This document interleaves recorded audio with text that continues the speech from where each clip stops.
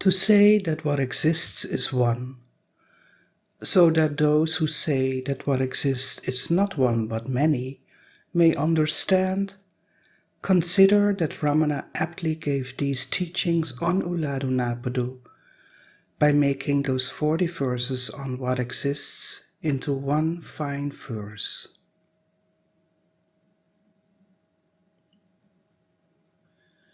If what exists were not, would awareness of what is exist? Since the existing substance, the reality, exists in the heart without thought, who can think of, meditate on, or investigate the existing substance which is called the heart? Being in the heart as it is, as pure, thought-free self-awareness, alone is thinking of it. May you actually know it as it is.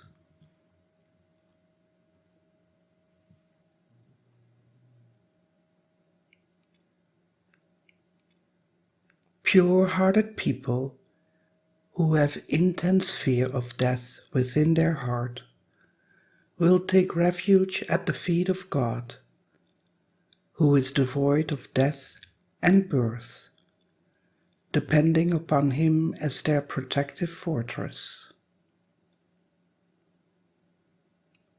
As soon as they take refuge, their ego dies, and what remains is only their real nature, which is immortal awareness. Will those who are thereby deathless be associated ever again with the thought of death? They are eternal.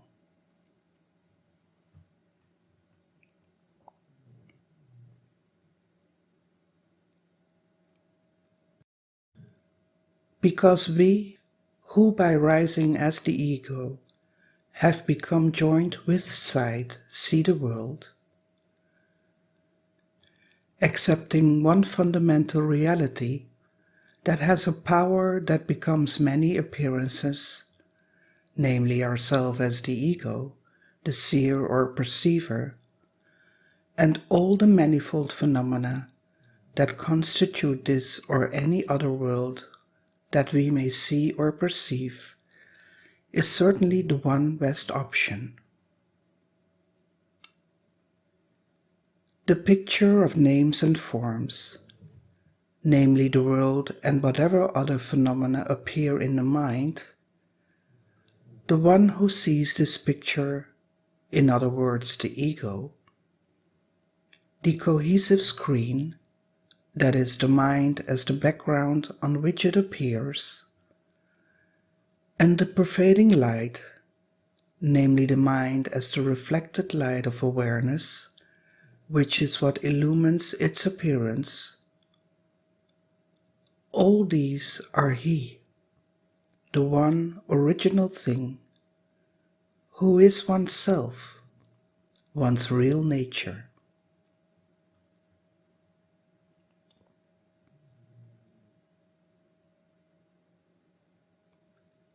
Each religion initially accepts 3 fundamentals: the soul, world, and God, contending that only one fundamental stands as these 3 fundamentals, or that these 3 fundamentals are always actually 3 fundamentals, is possible only so long as the ego exists. As a result of I, namely ego, being destroyed, standing in the real state of oneself is best.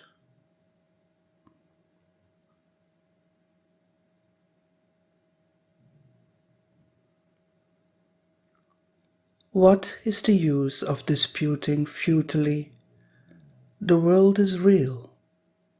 No, it is an unreal appearance. The world is sentient. It is not. the world is happiness. It is not.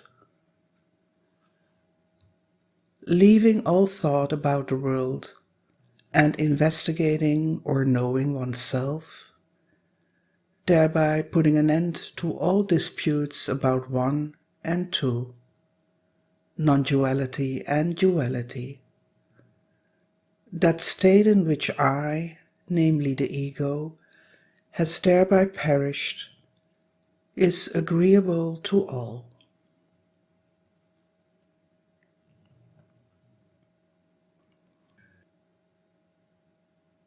If oneself is a form, namely a body, which is composed of, packed tight with flesh, the world and God will be likewise, that is, they will also be forms. If oneself is not a form, who can see their forms and how to do so? Can what is seen be otherwise, be of a different nature than the I, namely the awareness that sees or perceives it? Therefore, forms can be perceived only by an I or awareness that perceives itself as a form, namely the ego or mind, which always perceives itself as the form of a body. The real I is actually oneself, one's real nature, which is pure awareness, the infinite and hence formless I, so it can never see any forms or phenomena, which are all finite.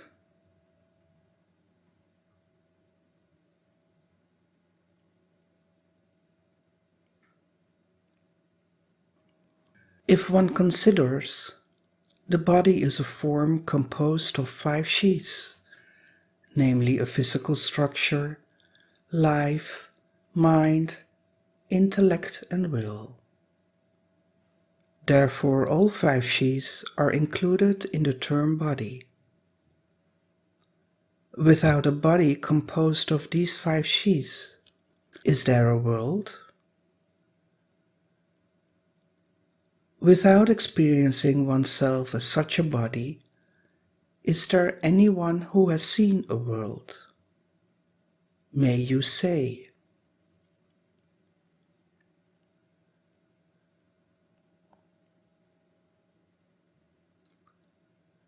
The world that one has seen is a form composed of 5 kinds of sense impressions, namely sights, sounds, tastes, smells, and tactile sensations, not anything else. Those 5 kinds of sense impressions are impressions respective to the 5 sense organs. Since the mind alone perceives the world by way of the 5 sense organs, is there any world apart from the mind? Say.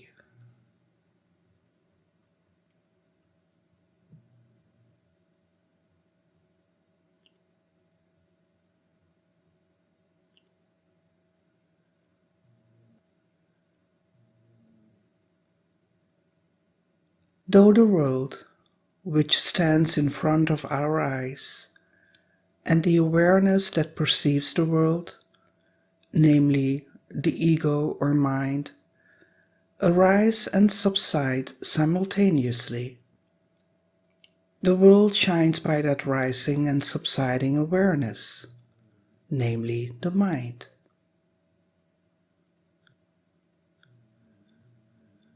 Only that which shines without appearing or disappearing, as the place for the appearing and disappearing of the world and that awareness, is the real substance, which is the infinite whole.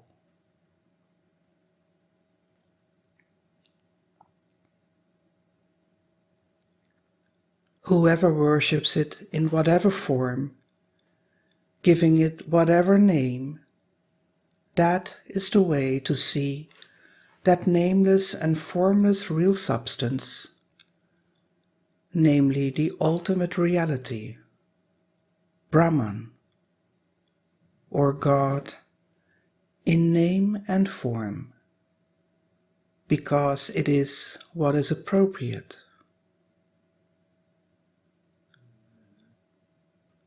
However, by knowing the reality of oneself, and by thereby dissolving in the reality of that true substance, becoming one with it alone is seeing it in reality. May you actually be aware.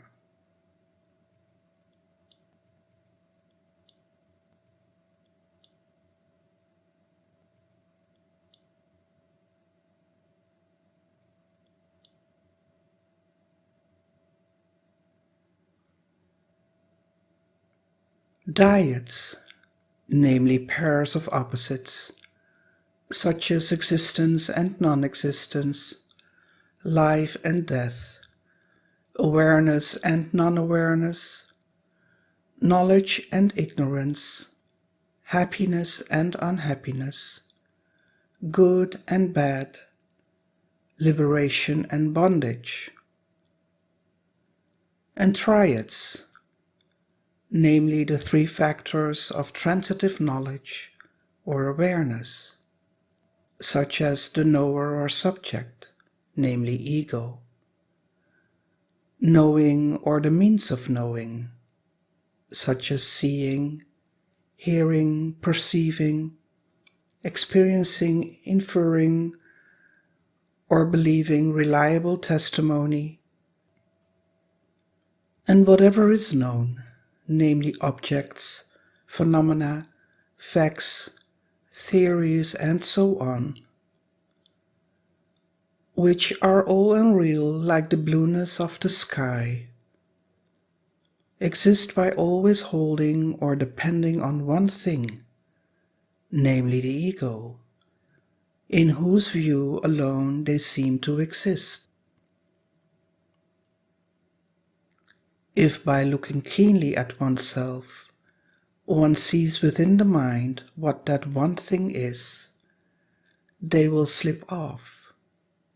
That is, they will cease to exist because their support and foundation, namely ego, will itself cease to exist.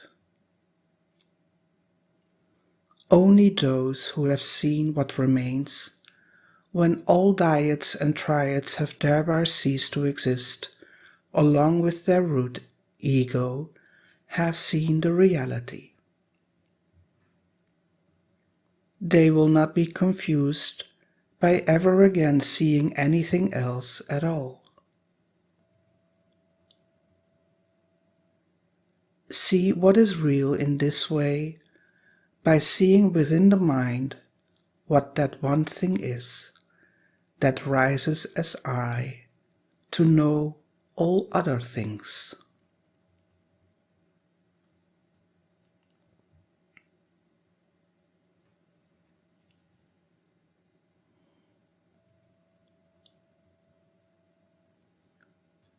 Without ignorance of other things, which is dense like darkness, knowledge of them does not exist.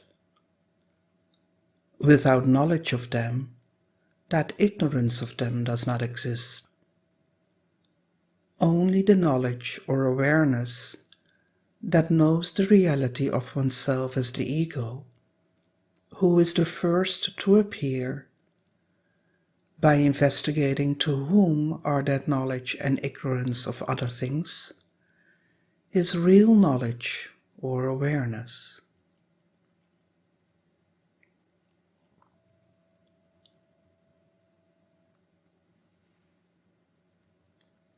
Instead of knowing the reality of oneself, namely the ego, who knows all those things that are known, knowing other things is ignorance. Except that, is it knowledge?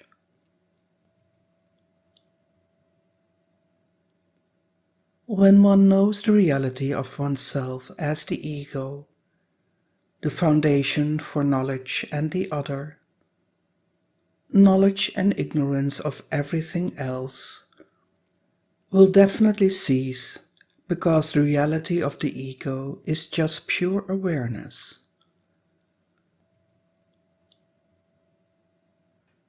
So when one knows oneself as pure awareness, the ego will no longer seem to exist, and hence all its knowledge and ignorance will cease to exist along with it.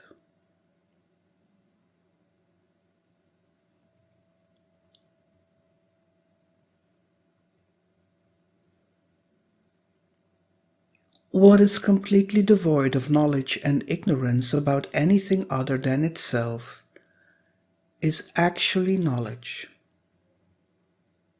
That which knows anything other than itself, namely the ego, is not real knowledge.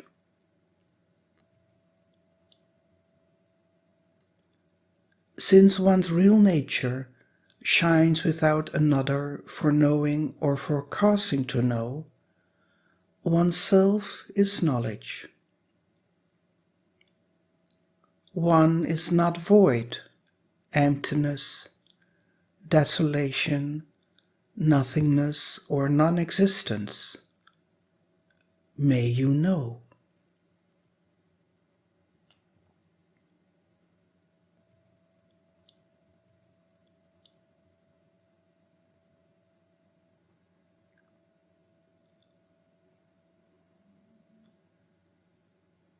Oneself who is dense jnana, that is knowledge or awareness, alone is real. Awareness that is manifold, namely the mind, whose root, the ego, is the awareness that sees the one as many, is ajnana, ignorance. Even that ignorance which is unreal does not exist apart from oneself, who is real awareness.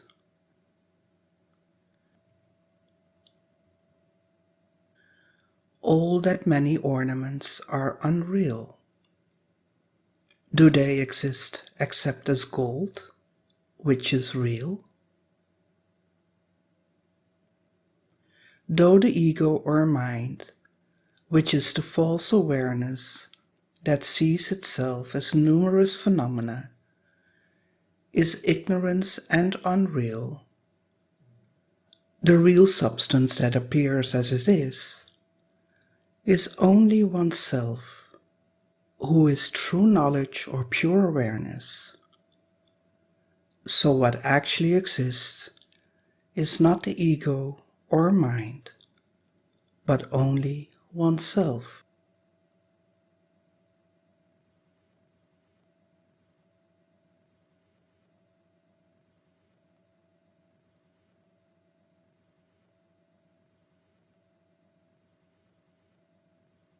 If that first person, the ego, called this body is I, exists, second and third persons, namely everything else, will exist. If the first person ceases to exist, by oneself investigating the reality of the first person, second and third persons will come to an end. And what then remains alone, namely the nature that shines as one, undivided by the appearance of these three persons or places, alone is oneself, the real state of oneself.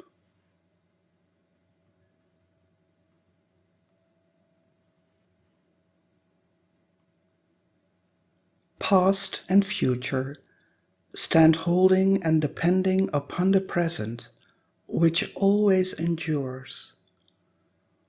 While occurring, they too are actually the present.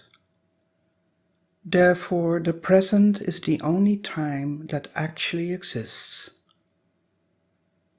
There are not three times, namely the past, present, and future, but only one, the present, which alone is what seems to be this three. Hence, without knowing the reality of the present moment, trying to know the past or future is like trying to count without knowing the value of one.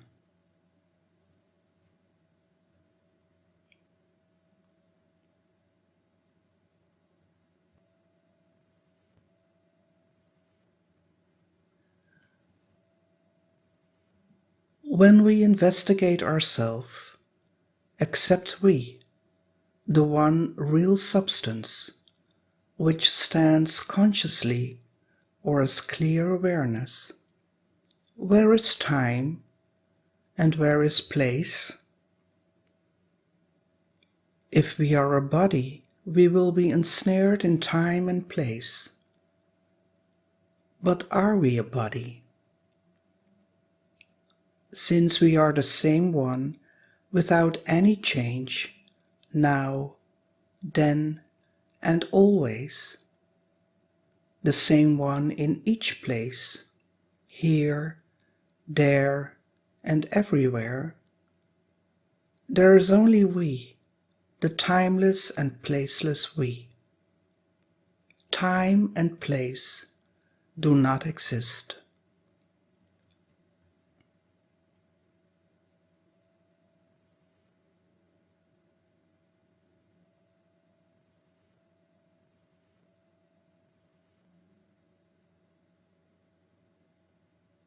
For those who do not know their real nature, and for those who have known themselves, this defective body, which is composed of flesh like a corpse, is only I.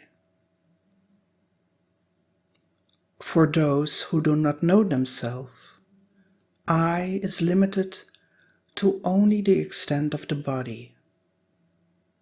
Whereas for those who have known themselves within the body, oneself called I shines without limit or boundary as the one infinite whole, which alone exists and which is therefore the sole substance that appears as the body and everything else. May you consider that the difference between them is only this.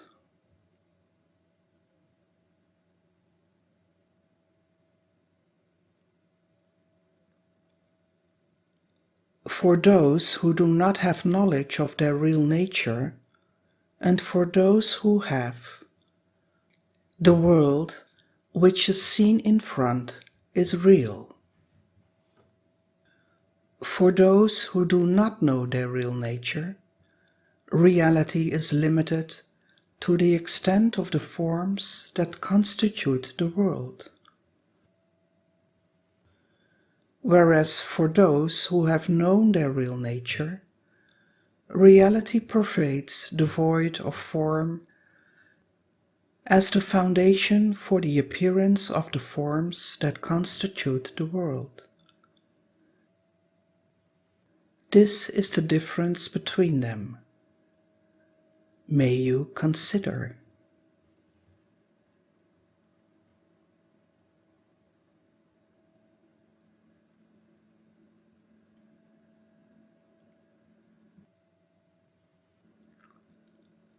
Only for those who do not have the ability to discern the root of fate and will, which are different from each other, namely the ego, is there dispute about which prevails, fate or will.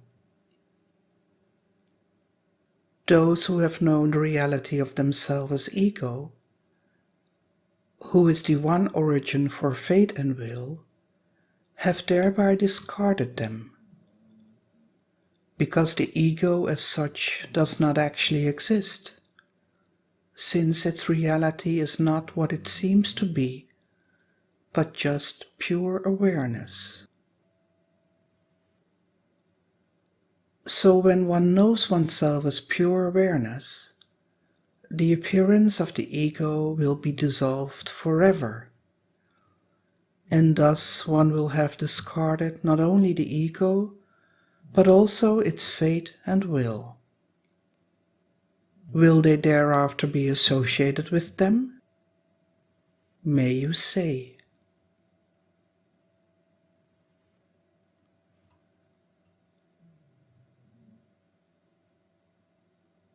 Leaving or not investigating oneself as ego, who sees all those things that appear, oneself seeing God is seeing a mental vision. Only one who sees one's real nature, the origin of oneself as ego, is one who has seen God. Because one's real nature, which alone is what remains when ego, the origin of all other things, goes, is not other than God.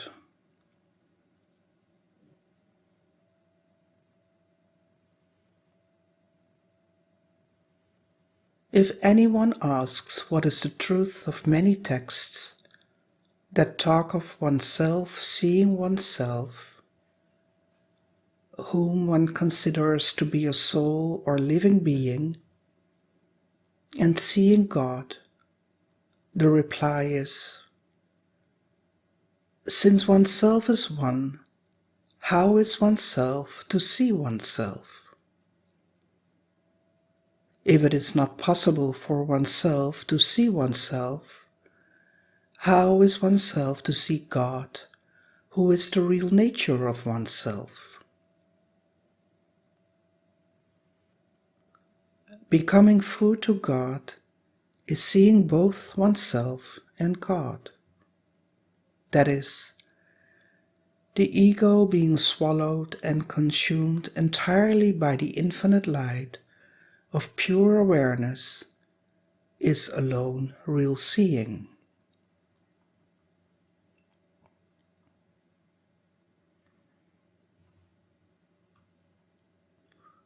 Except by turning the mind back within and thereby completely immersing it in God, who shines as pure awareness within that mind, giving light of awareness to that mind, which sees everything.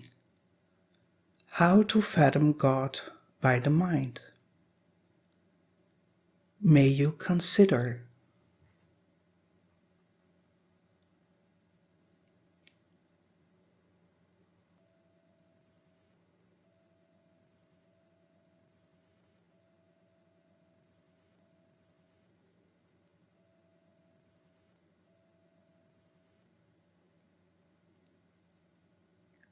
Since it is devoid of awareness, this body does not say I. That is, it is not aware of itself as I. No one says, in sleep I do not exist,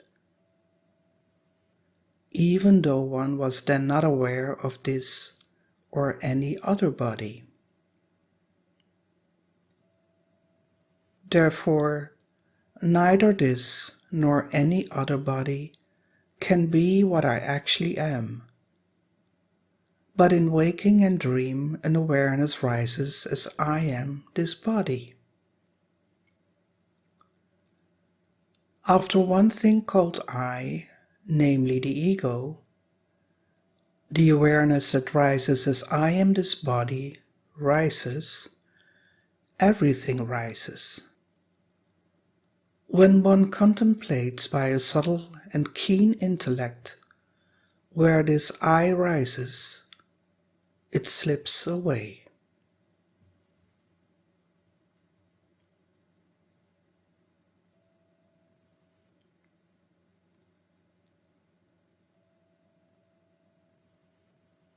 The insentient body does not say I.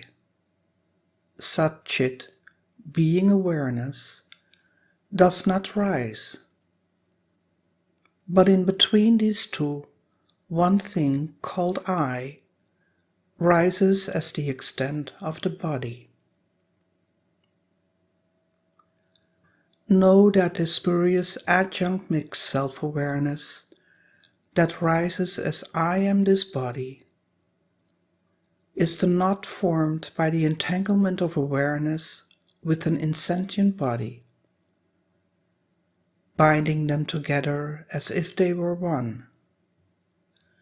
It is bondage, life or soul, subtle body, ego, this samsara, namely the wandering, perpetual movement, restless activity, worldly existence, or the cycle of birth and death.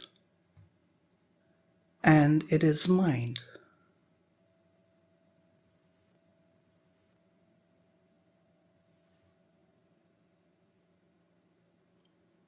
What a wonder, miracle, magic! Grasping form, that is, projecting and perceiving the form of a body composed as 5 sheaths as itself, it comes into existence. Grasping form, namely holding on to that body as itself, it stands. Grasping and feeding on form, in other words projecting and perceiving other forms or phenomena, it grows abundantly. Leaving one form, a body that it had projected and perceived as itself in one state, it grasps another body that it projects and perceives as itself in its next state.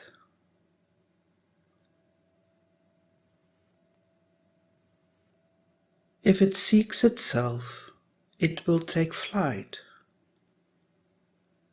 because it has no form of its own, and hence it cannot seem to exist without grasping the forms of other things as itself and as its food or sustenance.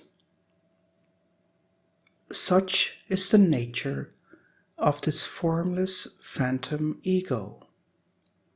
Therefore, may you investigate it.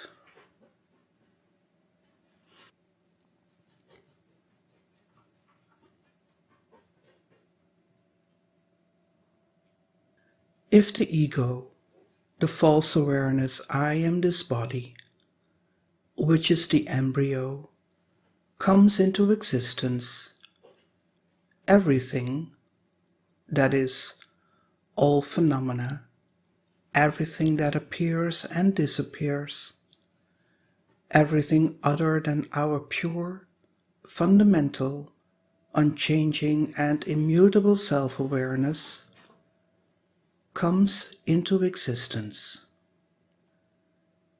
If the ego does not exist, everything does not exist. Nothing other than pure self-awareness actually exists, so everything else seems to exist only in the view of the ego, and hence it cannot seem to exist unless the ego seems to exist. Therefore, the ego itself is everything. It is the original seed or embryo, which alone is what expands as everything else. Therefore, know that investigating what this ego is, alone is giving up everything. The ego will cease to exist if it investigates itself keenly enough. And when it ceases to exist, everything else will cease to exist along with it.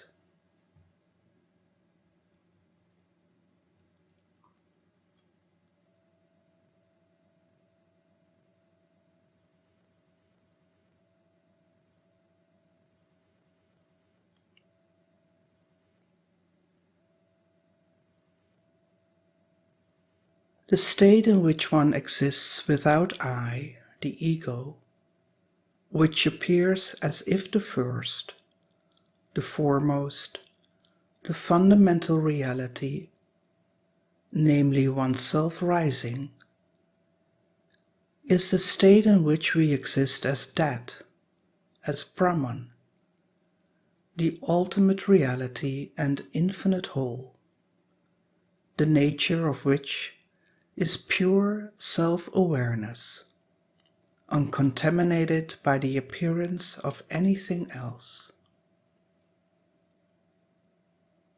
Without investigating the place, namely one's fundamental self-awareness from which I rises,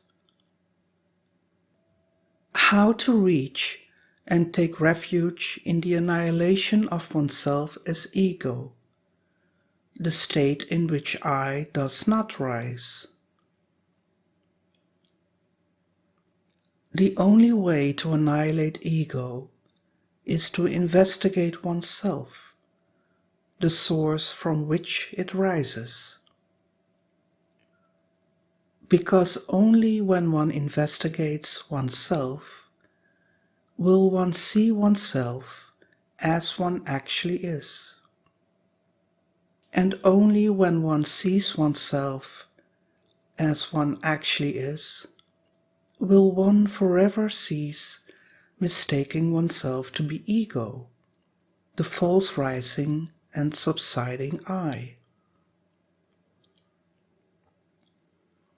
And without taking refuge in the annihilation of one's ego, explain how to abide in the real state of oneself, in which oneself is that. May you say,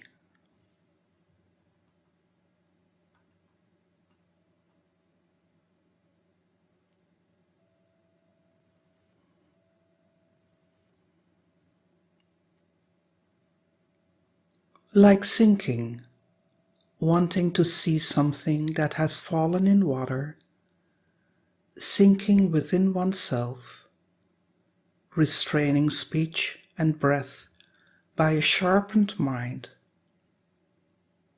It is necessary to know the place, namely one's real nature, which is pure self-awareness, wherefrom which the ego, which rises before everything else, rises.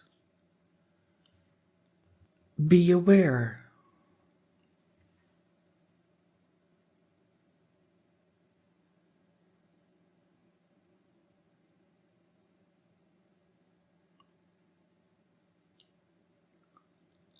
Leaving the body like a corpse, ceasing to be aware of it, as one would be if it were dead, without saying I by mouth, investigating by an inward sinking mind, where one rises as I, is alone the path of jnana, real knowledge or pure awareness, which is one's true nature.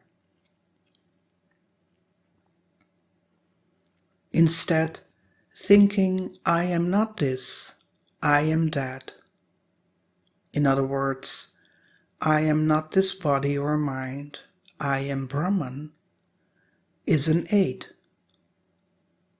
But is it self-investigation?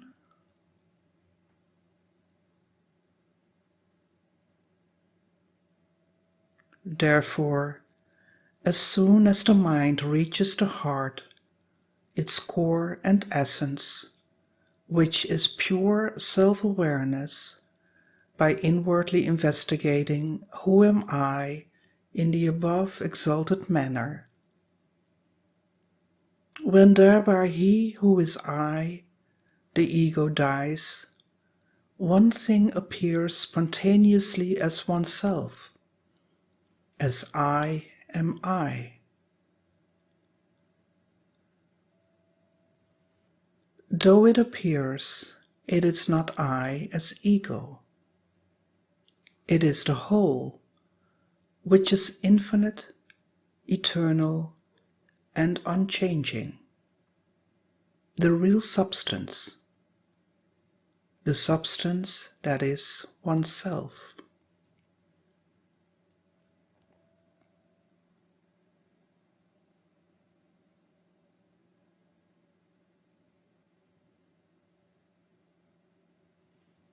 For those who are blissfully immersed in, and as happiness composed of that, namely Brahman, one's real nature, which rose as I am I, destroying themselves, namely ego, as soon as the real substance appeared, surging up as I am I, what one action exists for doing? They do not know anything other than themselves.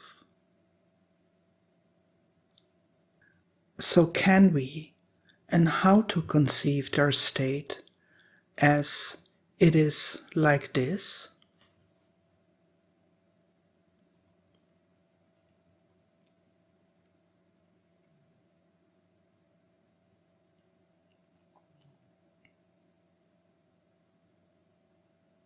When the Vedas proclaim Tattvamasi, or that which is said to be distant is you, instead of oneself being as one, is by knowing oneself by investigating what am I, thinking I am that, not this. That is, I am Brahman, not this body or mind, is due to non-existence of strength, of bhakti, love or devotion, and vairagya, detachment or desirelessness, and consequent lack of clarity of heart and mind. Because that, Brahman, alone is always seated calmly as oneself.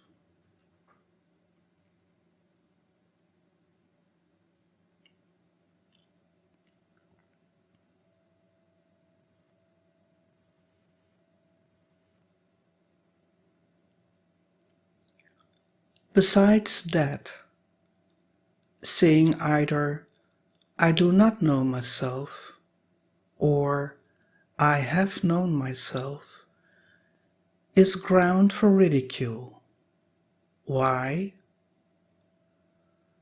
To make oneself an object, something known as other than oneself, the knower. Are there two selves, a knowing self and a known self? Because being one is the truth, as is known by the experience of everyone. Since we always experience ourselves as one, we are never not aware of ourselves.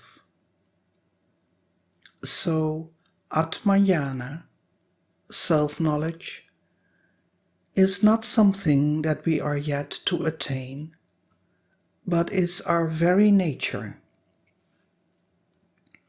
And hence what is called the attainment of ātma-vicāra is actually not a gain of anything, but a loss of everything along with its root, ego, which is merely a false awareness of ourself, an awareness of ourself as something other than what we actually are. And when ego is lost there is no one left to say, I have known myself, because what remains is only our real nature, which is pure, infinite, eternal, and immutable self-awareness.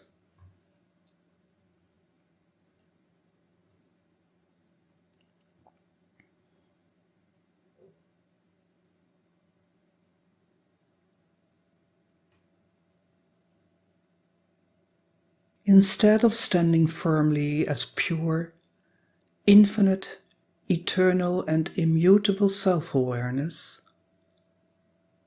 knowing the real substance, namely pure self-awareness, which, without a single thought, always exists for everyone as their real nature, in the mind that merges in the heart, where it exists as one. Quarreling and disputing, saying it exists, it does not exist. It is a form. It is formless. It is one. It is two. It is neither one nor two.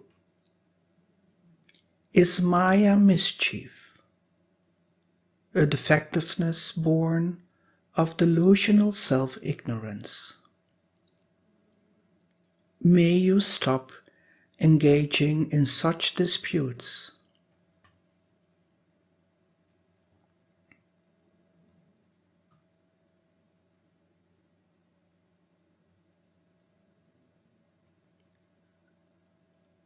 With the mind merging and taking shelter within, being as one actually is, knowing the one real substance which is oneself, which exists as what is always accomplished, is real siddhi or accomplishment. All other siddhis, such as the 8 kinds of paranormal powers that some people try to achieve by meditation or other yoga practices, are just accomplishments achieved in dream. If one wakes up, leaving this dream of self-ignorance, are they real?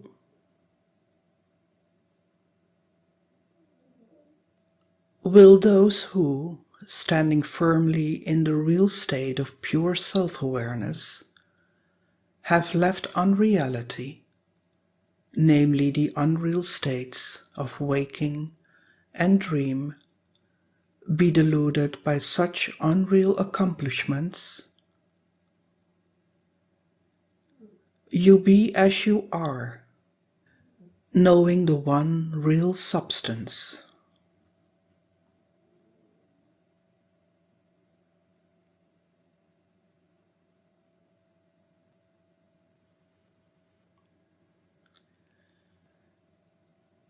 If we think that we are a body because of our confusion being excessive, thinking, no, we are not this body, we are that, Brahman, will be just a good aid for reminding and encouraging us to stand firmly as that. However, since we always stand as that, why should we be thinking we are that? Does one think I am a man? That is, does one need to always think I am a man in order to be aware of oneself as a man? Therefore, instead of just thinking I am not this body, I am that, we should look keenly at ourselves to see what we actually are. Because only when we see what we actually are, will we see that we always stand firmly as that.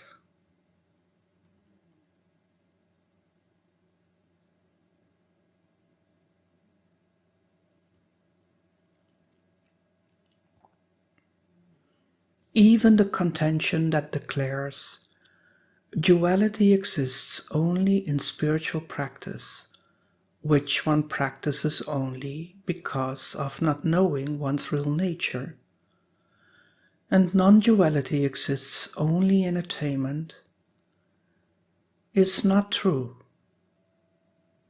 Because even when one is seeking to know one's real nature, what actually exists is only oneself and not anything else. But when one is eagerly searching for the missing 10th man, and one has found oneself to be him, who indeed is one other than the 10th man, the supposedly missing man? Because in the analogy of the 10 foolish men who, after fording a river, each counted the other 9, but forgot to count himself, and therefore concluded that one of them was missing, just as each of them was actually the 10th man, even while they were anxiously searching for him. We are never actually anything other than the one reality that we are seeking to know. So just as all that each of the 10 men needed was to count himself, all that we need is to look keenly at ourselves. Because when we look at ourselves keenly enough, we will see that we alone exist and are therefore eternally non-dual.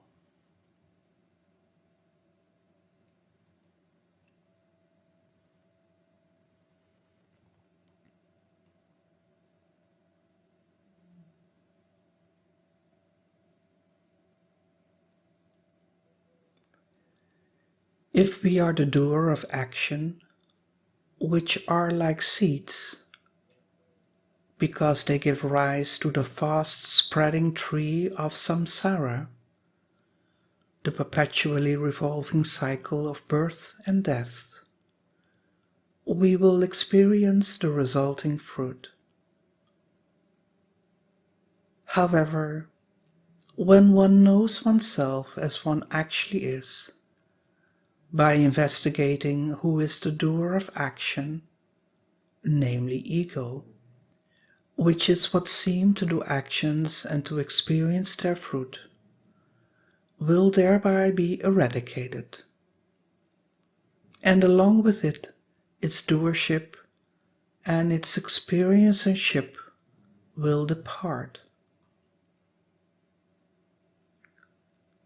And hence all its 3 karmas, namely agamya, actions that is done by its own will, its samchitta, the heap of the fruits of such actions that is yet to experience, and its prarabdha, which is the fruits that have been allotted for us to experience in its current life, will slip off. This is alone the state of liberation, which is eternal, namely being what actually exists, even when we seem to be this ego.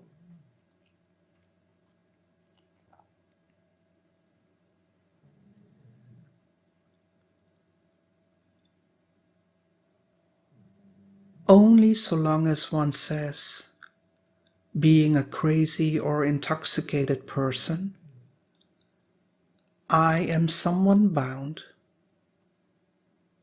that is, only so long as one experiences oneself as if one were bound, will there be thoughts of bondage and liberation. When one looks at oneself to see who is the one who is bound, and when thereby oneself, the one who is eternally liberated, alone remains as what is firmly established or always accomplished, since thought of bondage will not remain, will thought of liberation henceforth remain?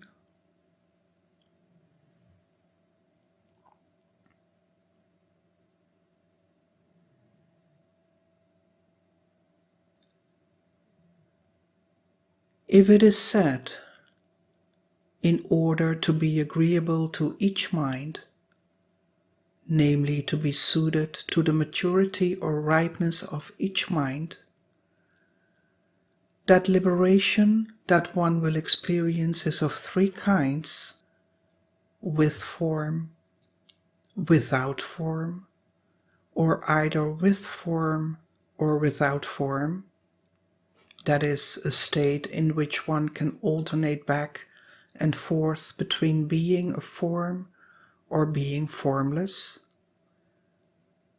I, Bhagavan, will say, know that only destruction of the form-bound ego, which distinguishes these three kinds of liberation, with form, without form, or either with form or without form, is liberation.